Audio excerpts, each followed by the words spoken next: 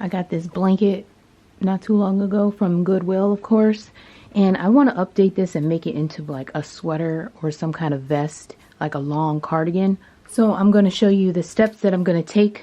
I only need 5 panels. I determined pretty much 5 panels for the body piece of it, like the back of it, and then I'm going to try to get 2 strips for the front and then see if I have anything left over to make some sort of sleeve.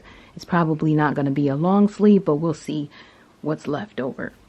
So this will be a full-on experiment. I have no idea what I'm doing, but I'm expecting that I'll be able to cut in between these little spaces here. This is how the panels are divided, and I should be able to tie them somehow once I cut them so that these can be closed in. But we'll see. If you're interested, I hope you keep watching.